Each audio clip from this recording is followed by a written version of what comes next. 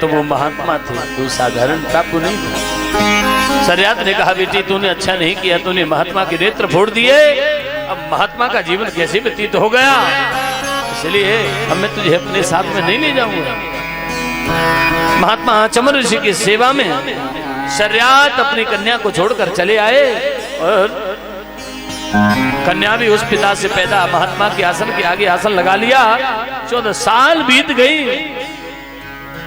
आसन के आगे आसन लगा लिया। 14 वर्ष बीतने पर महात्मा की दृष्टि योग बल से, तप के बल से दृष्टि ठीक हो गई। क्या देखा, हड्डियों का ढांचा पड़ा सामने। मंत्र पढ़ के जैसे ही जल मारा, उस हड्डी के ढांचे में बोलने की शक्ति आई। महात्मा पूछने लगे बेटी तू कौन हो, हाथ पकड़ के उठाया, घर लौट जाओ। सारी घटना बता दी। प्रभु मेरे हाथों से आपके नेत्र फूट गए थे। महात्मा ऋषि ने कहा मेरे तो नेत्र ठीक हैं, अब तुम चली जाओ।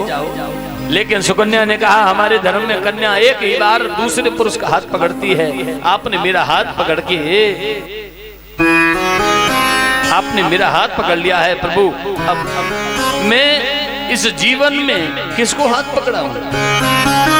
आपने मेरा हाथ पकड़ लिया है तो मेरी प्रार्थना है, मेरा निवेदन है कि आप मेरा हाथ थाम लीजिए, आप मेरा पानी ग्रहण कर लीजिए।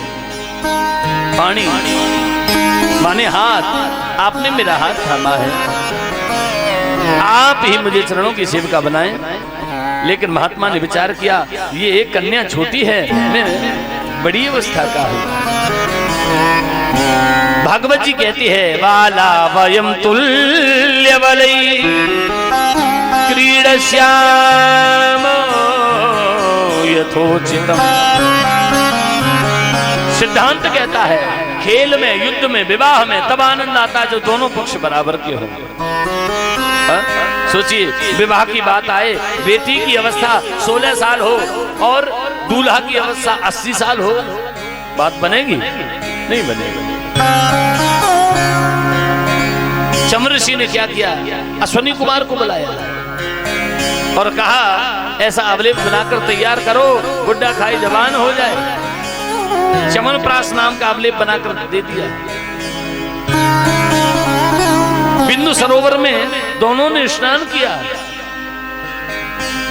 सुकन्या और चमर ऋषि महाराज ने दोनों समान अवस्था के हो गए, तब संबंध जोड़ा है। जहां